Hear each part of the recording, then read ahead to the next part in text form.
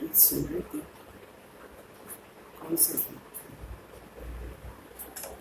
जो पिया के साथ है उसके लिए बरसात है। पिया मीन्स बाप, जो बुद्धि से सदा बाबा के साथ रहते, उनकी बुद्धि में ज्ञान टपकता रहता है, बाबा से मिलता रहता है और वो बुद्धि भरपूर रहती है। तो हम सब आत्माएं ऐसी श्रेष्ठ आत्माएं हैं जो सदा शिव बाबा ज्ञान के सागर बाप के साथ हैं। ज्ञान का सागर एक ही बात है, सारी सृष्टि में और किसी के पास गति सदगति का ज्ञान है ही नहीं। वो आत्मा जब सदगति करती है तो नई दुनिया सतयुग आ जाता है, और जब हम बाबा से दूर हो जाते हैं तो हम दुर्गति में अर्थात कलयुग में पहुंच जाते हैं। तो दुर्गति है कलयुग और सदगति है सतयुग, जिसको सूर्यवंशी भी कह सकते हैं, और कलयुग वालों को कहेंगे शुभवंशी। तो अभी हम बन रहे हैं श्रेष्ठ सूर्यवंशी श्रेष्ठ आत्मा। तो बाबा हमको ऐसा बिजनेस सिखाने के लिए आए हैं, खुद भी बनो, दूसरों को भी बनाओ, इस धंधे में बिजी हो जाओ।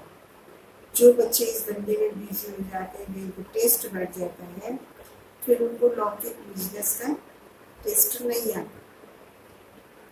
करते हैं निमित्त मात्र, परिवार को संभालते हैं क्योंकि वो जिम्मेदारी है, इस जिम्मेदारी को भी निभाना है। लेकिन जिम्मेदारी को निभाते हुए भी बाबा जो हम बच्चों को सिखा रहा है धंधा, उस धंधे को भी बड़े शौक से चाव से करते हैं, और भी हम सबको भी करना है। आप कहेंगे कि मिलना तो होता नहीं, आप आपस में किसी से मिल भी नहीं सकते, लेकिन सभी दुखी और अशांत आत्माएं हैं, चिंतित हैं। ऐसे टाइम पर फोन के द्वारा ही हम 2 शब्द शिव बाबा के महावाक्य उन लोगों को सुना, ये हमारा फर्ज है। तो आज के वीडियो का सार है, मीठे बच्चे, तुम्हारा ये धंधा ब्राह्मण कुल, तुम्हारा यह ब्राह्मण कुल बिल्कुल निराला है। दुनिया से निराला ब्राह्मण कुल है। तुम ब्राह्मण ही नॉलेजफुल हो। तुम ज्ञान, विज्ञान और अज्ञान को जानते हो। आज प्रश्न है कि सहज पुरुषार्थ से तुम बच्चों की दिल सब बातों से हटती जाएगी। कि क्या सहज पुरुषार्थ करें जिससे हमारा दिल सब बातों से हटकर जाए।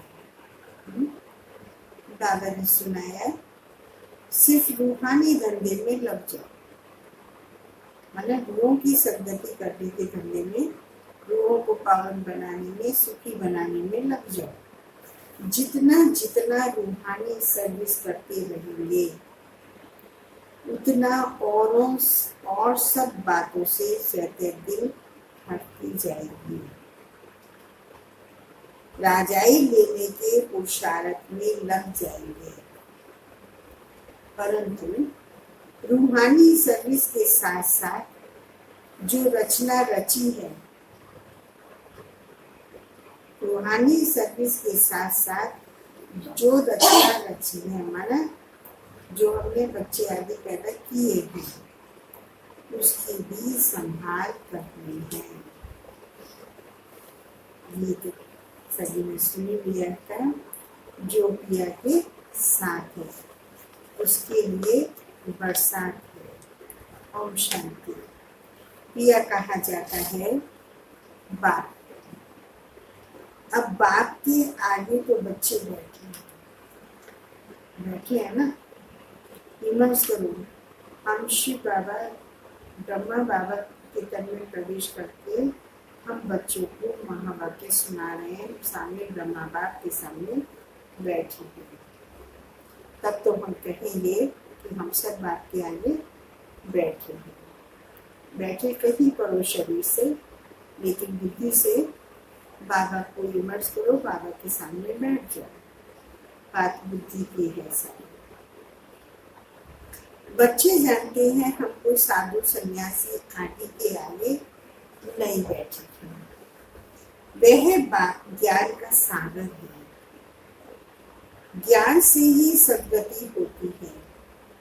ज्ञान कहा जाता है ज्ञान, विज्ञान और अज्ञान, तीन चीजें। तीनों के भी अलग अलग अर्थ बाबा बता रहे हैं। विज्ञान अर्थात देही अभिमानी बनना। विज्ञान सूक्ष्म चीज की ओर जाते हैं ना, सर्च करता है। तो विज्ञान अर्थात देही अभिमानी बनना, देह से न्यारी सूक्ष्म आत्मा बनना, याद की यात्रा में रहना। और ज्ञान अर्थात सृष्टि चक्र को जानना। इस सारी दुनिया के जो चक्र घूमता रहता है, जिससे सारी सृष्टि की सत्य त्रेता द्वापर कलयुग उसकी नॉलेज मिलती है, तो उसको जानना ज्ञान। गुरु को जानना, बाबा की याद में रहना, ये है विज्ञान। ज्ञान और विज्ञान। तीसरा है अज्ञान। इसका अर्थ मनुष्य बिल्कुल नहीं जानती। अभी तुम हो संगम योगी ब्राह्मण, तुम्हारा ये ब्राह्मण कुल निराला है। उनको कोई नहीं जानते, शास्त्रों में यह बातें हैं नहीं। ब्राह्मण संगम पर होते। अब ज्ञान मिल रहा है, विज्ञान मिला, आत्माभिमानी बनना है, बाबा को याद करना है। और ज्ञान सृष्टि चक्र का जो हमें संगम पर मिलता है, और सिर्फ ब्राह्मण को ही मिलता है। तुम्हारा ये ब्राह्मण कुल, संगम योगी ब्राह्मण कुल बहुत निराला है। इसको भी दुनिया में कोई नहीं जानता। ना जानना ये कहा जाता है अज्ञान। शास्त्रों में ये बातें है नहीं कि ब्राह्मण संगम पर होते हैं। यह भी जानते हैं प्रजापिता ब्रह्मा होकर गया है, उसको आदि देव कहते हैं। आदि देवी जगत अम्बा, वह कौन है वह भी दुनिया नहीं जानती। जरूर ब्रह्मा की मुख वंशावली ही होगी। यहाँ ब्रह्मा का मंदिर, वह कोई ब्रह्मा की स्त्री नहीं है। सरस्वती कौन है, वो इसके लिए बाबा दे रहा है। सरस्वती ब्रह्मा की मुख वंशावली होगी, वह कोई ब्रह्मा की स्त्री नहीं ठहरी। एडॉप्ट करते हैं, तुम बच्चों को भी एडॉप्ट करते हैं। ब्राह्मणों को देवता नहीं कहा जाता। तो यहाँ ब्रह्मा का मंदिर है, वह भी मनुष्य है ना। ब्रह्मा के साथ सरस्वती भी है, फिर देवियों के भी मंदिर हैं। सभी यहाँ के ही मनुष्य है ना। मंदिर एक का बना दिया है। प्रजापिता की तो ढेर प्रजा होगी ना, अब बन रही है। हम सबको तो मंदिर में नहीं बिठाया जा सकता, तो प्रजापिता ब्रह्मा और सरस्वती को वहां बिठा दिया है। तो बाबा ने कहा सबको तो वहां पर नहीं बिठाया जा सकता। ब्रह्मा भी बेहद के बाप का बच्चा ठहरा, उनको भी वर्षा उनसे मिलता है। तुम बेहद के बाप की फिर हो गए पोते पोत्री, तुम्हें भी वर्षा उस बेहद के बाप से मिलता है।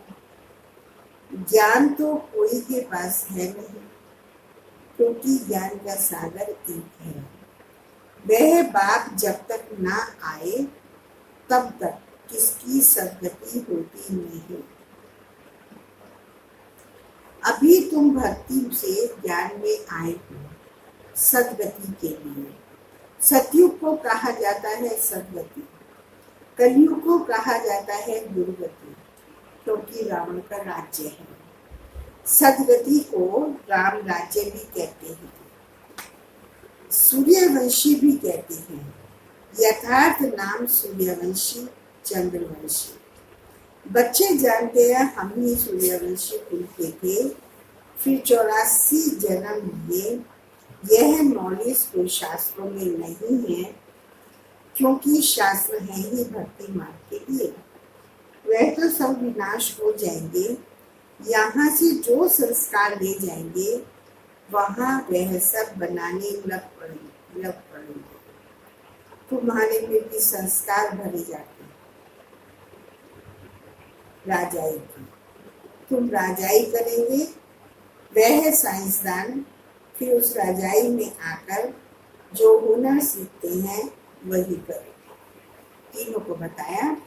हम इस समय पर शिव बाबा से ज्ञान लेकर अपने अंदर राजाई के संस्कार भर रहे हैं। पहले आत्मा अपने ऊपर राज्य करती है, अपनी गर्म इंद्रियों पर अपने पुराने स्वभाव संस्कार को कंट्रोल कर देवी स्वभाव संस्कार लाती है। तो हम आत्मा जब ऐसे राज्य करते तो भविष्य में विश्व का राज्य मिलता है। जो दूसरी आत्माएं हैं उनको भक्ति के संस्कार हैं, वो फिर आएंगे तो फिर से शास्त्रादि बनेंगे। साइंसदानी जो साइंस सीख रहे हैं वो हुनर लेकर जाएंगे, वहाँ पर जाकर नई सृष्टि में नई चीज़ें बनानी, और जो रिफाइन होगी फ्लोलेस होगी उनका निर्माण करेंगे। तो सबके संस्कार भरने का टाइम भी अभी है। तो सबसे अच्छे संस्कार है राजाई करना, बाकी तो सब उनके पीछे काम करने वाले हैं। तो उसके संस्कार ले जाएंगे। वह भी संस्कार हैं, वह भी पुरुषार्थ करते हैं, उनके पास वह इल्म विद्या है। तुम्हारे पास दूसरा कोई इल्म नहीं। तुम बाप से राजाई लेंगे, धंधे आदि में तो वह संस्कार रहते हैं ना, कितनी खिटखिट रहती है।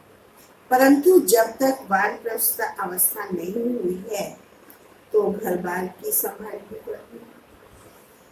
अब धंधा करेंगे तो धंधे में व्यापारियों पर कितने लोगों से संपर्क होता है, परिवार से भी है। तो हर जगह पर खिटपिट तो लगी हुई है, छोड़ तो सकते नहीं। बाबा ने कहा घर बार की संभाल तो करनी है, नहीं तो बच्चों को कौन संभालेगा। तो ये सब करते हुए भी अपने अंदर राजाई के संस्कार भरते हैं। यहाँ तो आकर नहीं बैठ जाएंगे, माउंट आबू में जाकर बैठ जाए, परिवार को छोड़कर धंधे को छोड़कर, वो भी नहीं होगा।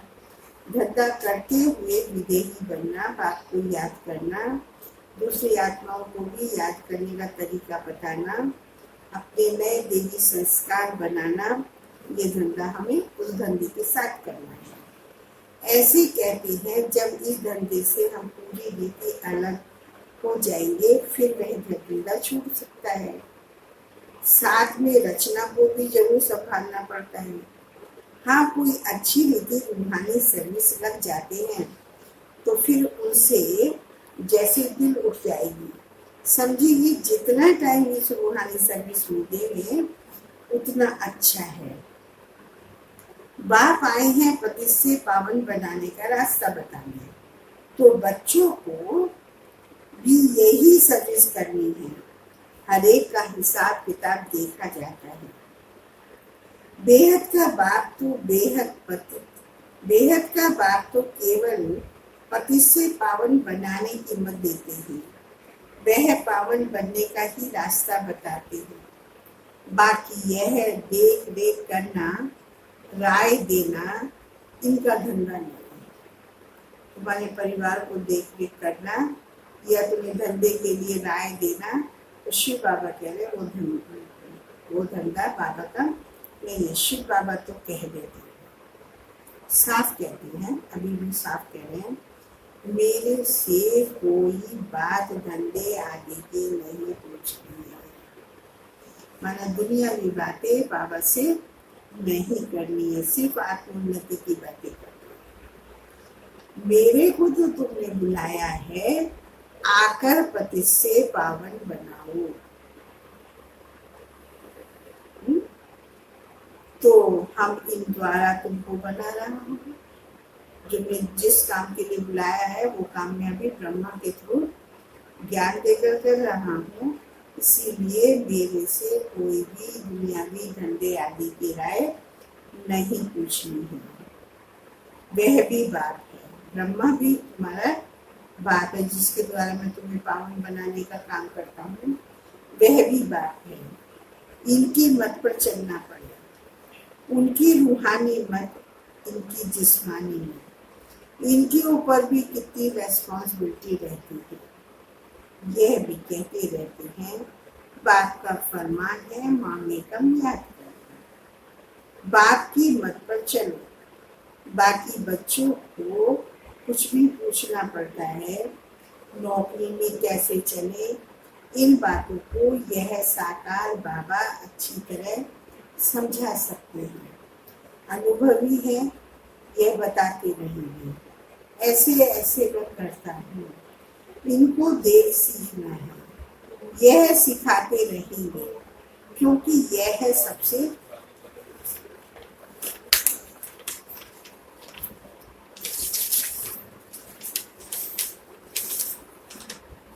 आगे, ब्रह्मा बाबा सबसे आगे ये धंधा करते हैं। माना इतने सारे ब्राह्मणों को संभालना, कैसे वहाँ पर राशन आदि लाना, कैसे सर्विस करनी है, तो सारे ब्राह्मणों को ब्रह्मा ही सिखाते थे।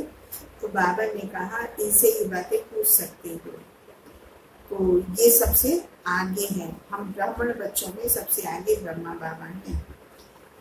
सब तूफान पहले इनके पास आते, जितनी भी परिस्थितियां हैं, परीक्षाएं सबसे पहले ब्रह्मा बाबा के सामने आती है। इसीलिए सबसे रुस्तम ये है। तब तो रुचवत भी पाती है। माया रुस्तम हो लड़ती है, इसलिए फट से सब कुछ छोड़ दिया। ये सोचे कि ब्रह्मा ने तो सब कुछ एकदम झट से छोड़ दिया था, हम भी छोड़ देते हैं, हम भी चले जाते हैं जंगल में। तो बाबा ने कहा वो तो इनका पार्ट था, सबका पार्ट एक जैसा नहीं है, इसलिए फट से सब कुछ छोड़ दिया। इनका पार्ट था, बाबा ने इनसे यह करा दिया। करावन हार तो वह है ना। और शिव बाबा ने ब्रह्मा बाबा से गंगा छुड़वा दिया, इनका पार्ट तो छोड़ दिया। तो कर ब्रह्मा ने खुद नहीं छोड़ा, ब्रह्मा बाबा ने, शिव बाबा ने कराया, तो खुशी से छोड़ दिया। साक्षात्कार हो गई, क्योंकि जब शिव बाबा ने ब्रह्मा बाबा को साक्षात्कार कराया था तो कहा मुझे तुम्हारा तन चाहिए। अब ब्रह्मा बाबा तुरंत तैयार हो गए, अपना तन दे दिया तो बाकी बचा ही क्या, तो धंधा भी सब समाप्त कर दिया। तो समझ गए इस पुरानी दुनिया का विनाश तो होना है। बाबा ने विनाश का भी साक्षात्कार कराया, हमको फिर से राजाई मिल रही है, राजाई का भी कराया कि तुझे ये नारायण बनना है। तो शिव बाबा ने ब्रह्मा को साक्षात्कार करा के ये धंधा छुड़ाया।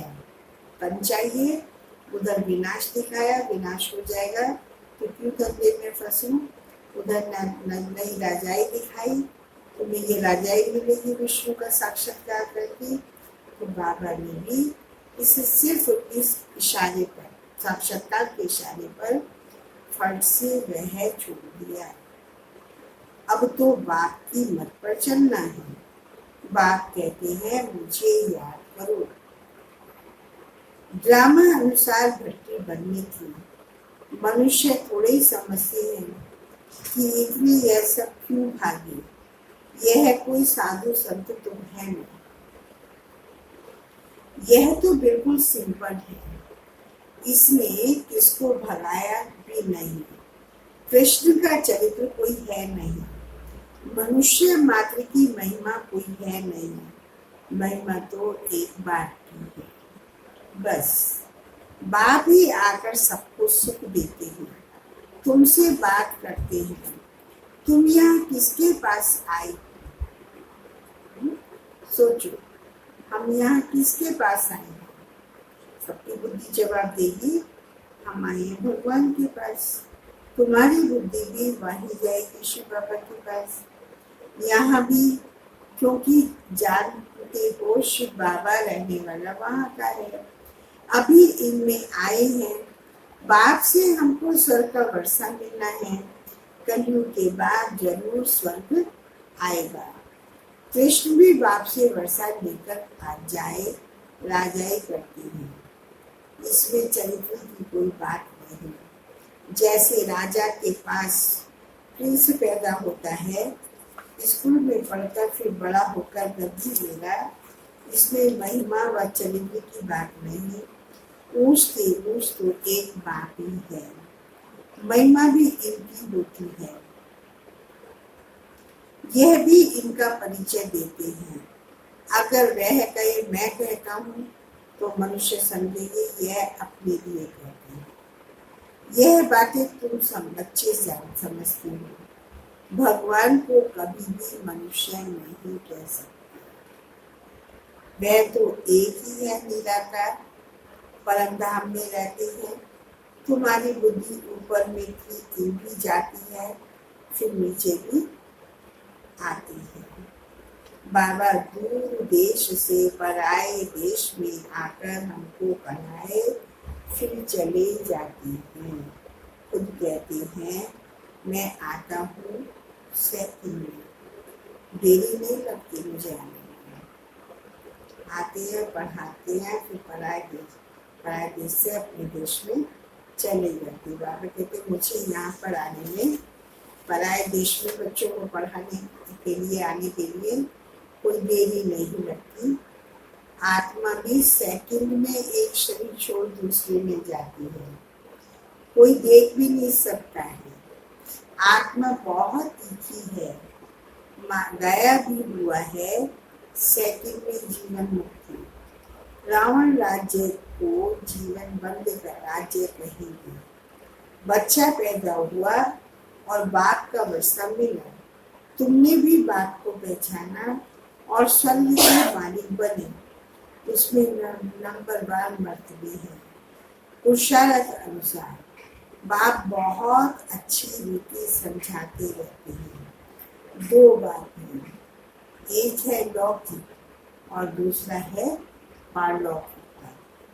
गाते भी हैं दुख में सिमरन सब करें, सुख में करें न कोई। तुम जानते हो हम भारतवासियों को जब सुख था तो हम बाबा का सिमरन नहीं करते थे। फिर हमने 84 जन्म दिए, आत्मा में खाद बढ़ती गई तो डिग्री कम होती गई। 16 कला संपूर्ण, फिर 2 कला कम हो जाती है। कम पास होते होते फिर हम रावण के राज्य में आ गए। अच्छा, राम की त्रेता में आए तो 2 कला कम हुई, तो कम पास होने के कारण रामचंद्र जी को बाण दिखाया है। बाकी कोई धनुष बाण उन्होंने नहीं तोड़ा। यह एक ही निशानी दी है। यह सब भक्ति मार्ग की बातें हैं। भक्ति में मनुष्य कितना भटकते हैं। अब तुमको ज्ञान मिला है तो भटकना बंद करो। हे शिव बाबा कहना यह पुकार का शब्द है। हे शिव बाबा कहना यह पुकार का शब्द है। तुमको हे शब्द नहीं कहना है। आज से हे शब्द पर कंट्रोल। अब आपको याद करना है। ये शब्द चिल्लाने का है। चिल्लाया गोया भक्ति का अंश आया। दुखी होकर हे शिव बाबा, हाय शिव बाबा, तो ये शब्द बोलना। बाबा कहते हैं दुख में आकर चिल्लाया माना भक्ति का अंश है। ये शब्द हमें नहीं कहना है। भक्ति की लाइन में चले जाते हैं, ज्ञान में चलते चलते। हे भगवान कहना भी भक्ति की आदत है। बाबा ने थोड़ी कहा है कि हे भगवान कहकर याद करो। बाबा ने कहा है अंतर को मुझे याद करो। सिमरन भी नहीं करना है। सिमरन भी भक्ति का अक्षर है। तुमको तो बाप को का परिचय मिला। अब बाप की श्रीमत पर चलो। ऐसी बात को याद करो जैसे लौकिक बच्चे देहधारी बाप को याद करते हैं। खुद भी देह में है तो याद भी देहधारी बाप को करते हैं। पारलौकिक बाप तो है ही विदेही, जिसमें इसमें आते हैं तो भी देह अभिमानी नहीं होते। शिव बाबा देह अभिमानी नहीं है तो देह में आते हुए भी देह अभिमानी नहीं होता है, सदा देही अभिमानी रहता है। कहते हैं हमने तो ये लोन लिया है तुमको ज्ञान देने के लिए, मैं ये लोन देता हूँ, ज्ञान सागर हूँ, परंतु ज्ञान दूर कैसे? गर्भ में तो हम प्रवेश नहीं कर सकते, मैं थोड़ी गर्भ में जाता हूँ, मेरी केवल गति मत ही न्यारे है। बाप इसमें आते हैं, वह भी कोई नहीं जानते। कहते भी है ब्रह्मा द्वारा स्थापना, परंतु कैसे ब्रह्मा द्वारा स्थापना करते, क्या प्रेरणा देंगे? बाप कहते हैं मैं साधारण तन में आता हूँ, इसका नाम ब्रह्मा रखता हूँ क्योंकि संन्यास करते हैं। तुम बच्चे जानते हो अभी ब्राह्मणों की माला नहीं बन सकती क्योंकि टूटते रहते हैं। जब ब्राह्मण फाइनल बन जाते तब रुद्र माला बनती है, फिर विष्णु की माला में जाते हैं। वास्तव में आने के माला में आने के लिए याद की यात्रा चाहिए। अभी तुम्हारी बुद्धि में है कि हम पहले पहले सतो प्रधान थे, फिर सतो प्रधान से सतो, फिर रजो तमो में आते हैं। हम का भी अंश अर्थ है ना, ओम का अर्थ अलग है। ओम माना आत्मा, फिर वही आत्मा कहती है हम आत्मा सो देवता क्षत्रिय। वो लोग फिर कह देते हम आत्मा सो परमात्मा। तुम्हारा ओम और हम सो का अर्थ बिल्कुल अलग है। हम आत्मा हैं, फिर आत्मा वर्णों में आते हैं। हम आत्मा सो पहले देवता क्षत्रिय बनते हैं। ऐसे नहीं कि आत्मा सो परमात्मा। ज्ञान पूरा न होने के कारण अर्थ ही बुझा दिया है। अहम ब्रह्म अस्मि कहते यह भी रॉन्ग है। बात कहते हैं मैं रचना का मालिक तो बनता नहीं, इस रचना के मालिक तो तुम हो। विश्व के भी मालिक तुम बनते हो। ब्रह्म तो तत्व है, तुम आत्मा हो, सो इस रचना के मालिक बनते हो। अभी बाप सब वेदों शास्त्रों का यथार्थ अर्थ बैठ सुनाते हैं। अभी तो पढ़ते रहना है। बाप तुम्हें नई नई बातें पढ़ाते रहते हैं। भक्ति क्या कहती है, ज्ञान क्या कहता है। भक्ति मार्ग में मंदिर बनाए, जब तक किए पैसा बर्बाद किया। तुम्हारे मंदिरों को बहुतों ने लूटा है। ये भी ड्रामा में पार्ट है। फिर जाकर उन्हों से ही वापस मिलना है। अभी देखो कितना दे रहे हैं, दिन प्रतिदिन बढ़ाते रहते हैं, यह भी लेते रहते हैं। उन्होंने जितना लिया है उतना ही पूरा हिसाब देंगे। तुम्हारे पैसे जो खाए हैं वह आप नहीं कर सकते। भारत तो अविनाशी खंड है ना, बाप का बर्थ प्लेस है, यहाँ ही बाप आते हैं। बाप के खंड से ही ले जाते हैं तो वापस देना पड़ेगा। समय पर देखो कैसे मिलता है। यह बातें तुम जानते हो, तुमको पता है विनाश किस समय आएगा। गवर्नमेंट भी यह बातें मानेगी नहीं।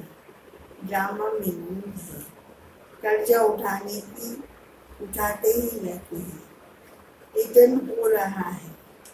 तुम जानते हो हमारी राजधानी से बहुत पैसे ले गए हैं, सो फिर दे रहे हैं। तुमको कोई बात का फिक्र नहीं, फिक्र रहता है सिर्फ बाप को याद करने का। याद से ही पाप भस्म होंगे। नॉलेज तो बहुत सहज है। अब जो जितना पुरुषार्थ करे चिड़ी बद तो मिलती रहती है। अविनाशी सर्जन से हर बात की मत लेनी पड़े। अच्छा, मीठे मीठे सिक्के लगे बच्चों प्रति माता पिता बाप दादा का याद प्यार गुड मॉर्निंग। रूहानी बाप की रूहानी बच्चों को नमस्ते। हम रूहानी बच्चों के रूहानी बाप दादा को नमस्ते।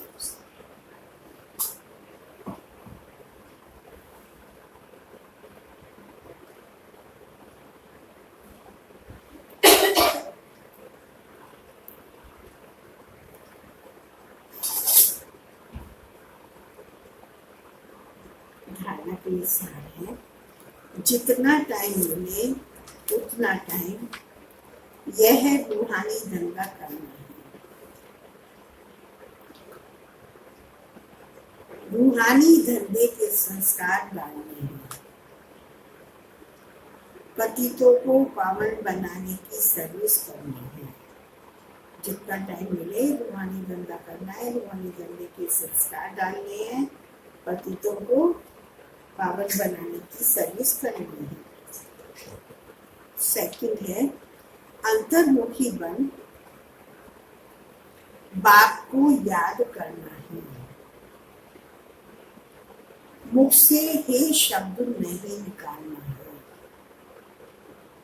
जैसे बाप को अहंकार नहीं, ऐसे निरहंकारी बनना है। वरदान है आज बाबा का, संगठित रूप से एक रस स्थिति के अभ्यास द्वारा विजय का नगाड़ा बजाने वाले एवर रेडी भव। विश्व में विजय का नगाड़ा तब बजेगा जब सभी के सब संकल्प एक संकल्प में समा जाएंगे। संगठित रूप में जब एक सेकंड में सभी एक रस स्थिति में स्थित हो जाए तब कहेंगे एवर रेडी। जब हम सारे के सारे सब एक संकल्प में एक रस स्थिति में स्थित होंगे तब एवर रेडी है और तभी विजय का नगाड़ा बजेगा। एक सेकंड में एक मत, एक रस स्थिति और एक संकल्प में स्थित होने की निशानी शास्त्रों में अंगुली दिखाई है। जिस अंगुली से कलयुगी पर्वत उठ जाता है। इसीलिए संगठित रूप में एक रस स्थिति बनाने का अभ्यास करो, तभी विश्व के अंदर शक्ति सेना का नाम वाला होगा। स्लोगन है, श्रेष्ठ पुरुषार्थ में थकावट आना यह भी आलस्य की निशानी है।